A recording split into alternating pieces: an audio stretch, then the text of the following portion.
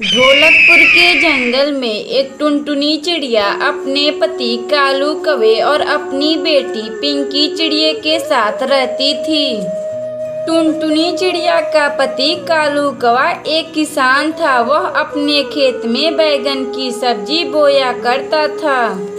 कालू कौवा सभी बैगनों को तोड़कर अपने ठेले पर लादकर बाजार की ओर निकल जाता था। लेकिन कालू कौवा की दुकान पर आज भी एक भी ग्राहक नहीं आते हैं। फिर वह कालू कौवा परेशान हो जाता है। अगर इसी तरह चलता रहा तो मैं तो रोड पर आ जाऊंगा। पता नहीं आजकल हमारी बैगन की सब्जी बिक क्यों नहीं रही। इतना बात कहकर कालू कौवा सोच ही रहा था, तभी उसका दोस्त बंटी कबूतर वहां आ जाता है और वह कालू कौवा से कहता है, कालू कौवा चलो ना, हम लोग ऑमलेट खाकर आते हैं। वहाँ सुंदरी कवि बहुत ही अच्छा ऑमलेट बनाती है।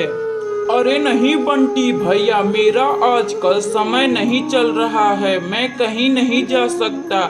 मेरी इस दुकान पर आजकल कोई कमाई नहीं हो रही है। अरे कालू भैया, मैं तो कहता हूँ कि तुम यह बैगन बेचना छोड़ दो और ऑमलेट बनाना शुरू कर दो।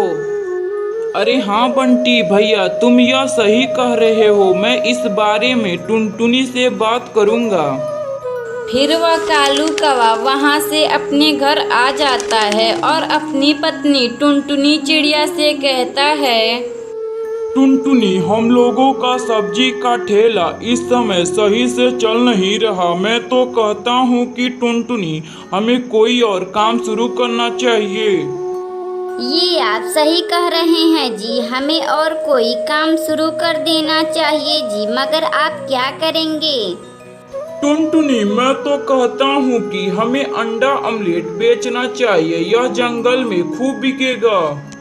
आप यह कितना अच्छा बात कहे हैं जी, हमें जरूर अंडा ऑमलेट इस जंगल में बेचना चाहिए। तभी शाम हो जाती है। अगली सुबह कालू कौवा अपना अंडा ऑमलेट का ठेला बनवाने के लिए घर से निकल जाता है। वह बबली कबूतरी के पास जाकर एक ठेला बनवाता है और उस ठेले पर सभी मटेरियल रखकर उस जंगल में लगाकर अंडा ऑमलेट बेचना शुरू कर देता है। अंडा ऑमलेट खा लो, अंडा ऑमलेट, मुंबई की ताजे ताजे अंडा ऑमलेट खा लो। तभी वहां उसका दोस्त बंटी कबूतर आता है और वह कालू कौवा से कहता है, अरे ओ कालू भैया, मुझे जरा एक अंडा ऑमलेट बनाकर खिला दो, मुझे बहुत जोर से भूख लगी है। अच्छा क्यों नहीं बंटी भैया, आपको मैं अंडा ऑमलेट खिलाऊंगा, आप उंगलियां चाटते ही रह जाएंगे। फिर वह कालू कौवा अपनी दुकान से अंडा ऑमलेट बनाकर बंटी कबूतर को दे देता है। फिर बंटी कबूतर उसे खाने लगता है। बंटी कबूतर उसका अंडा ऑमलेट खाकर बहुत ही खुश होता है और कहता है, अरे वाह कालू भैया, आप तो कितना अच्छा अंडा ऑमलेट बनाते हो। फिर यह बात कहकर बंटी कबूतर वहां से चला जाता है। कालू कौवा की दुकान जंगल में बहुत ही फेमस हो चुका था और सभी पक्षियों को कालू कौवा का अंडा ऑमलेट बहुत ही पसंद आता था।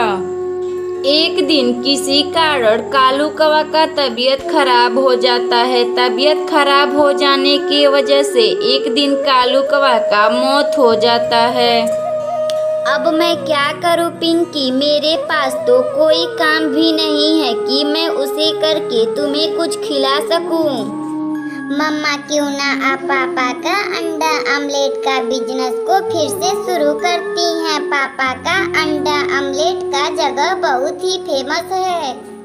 फिर टुनटुनी चिड़िया अंडा ऑमलेट का कारोबार आगे बढ़ाती है और अपनी बेटी पिंकी चिड़िया के साथ खुशी खुशी रहने लगती है। अगर आपको यह कहानी अच्छी लगे तो वीडियो को लाइक करें और चैनल को सब्सक्राइब करें।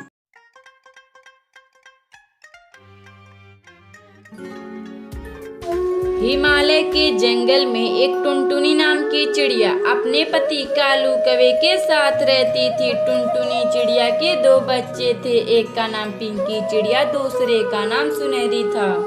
कालू कौवा अपने बाप की दी गई जमीन पर खेती बाड़ी का काम भी किया करता है और वह जो भी सब्जियां उगाया करता है उसे वह अच्छे दामों पर बाजार में बेचा करता है।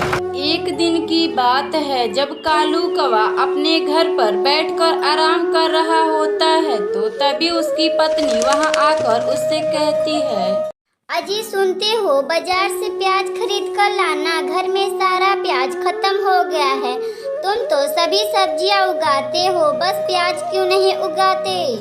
ठीक है टुनटुनी, तुम चिंता ना करो, खेत से आते समय प्याज खरीद कर ले आऊंगा। तुम बस पिंकी और सुनहरी का ध्यान रखो।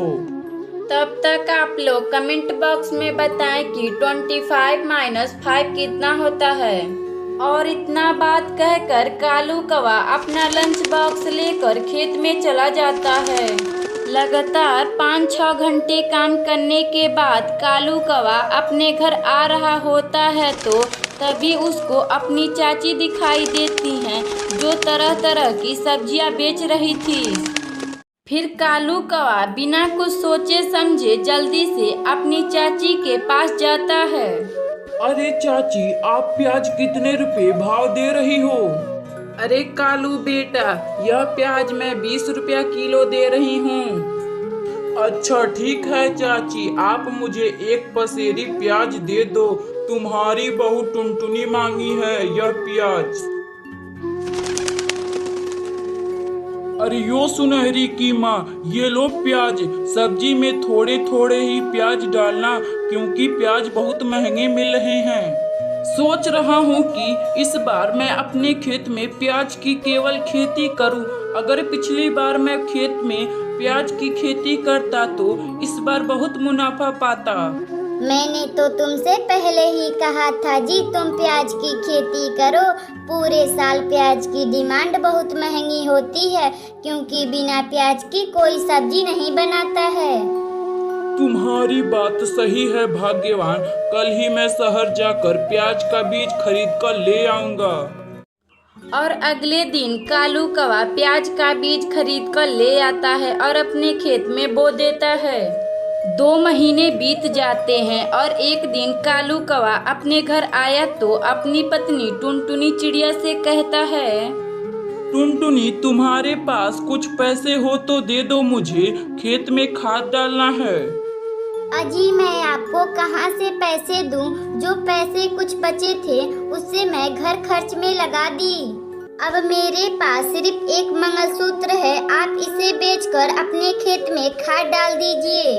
फिर टुनटुनी चिड़िया अपनी माँ की दी गई मंगलसूत्र को कालू कौवे को गिरवी रखने के लिए दे देती है और कालू कौवा उस मंगलसूत्र को गिरवी रखकर खेत में खाद डाल देता है।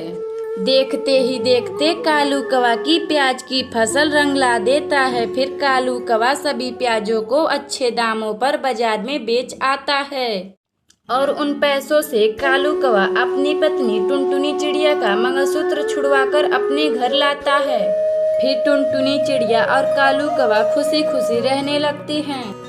अगर आपको यह कहानी अच्छी लगे तो वीडियो को लाइक करें और चैनल को सब्सक्राइब करें।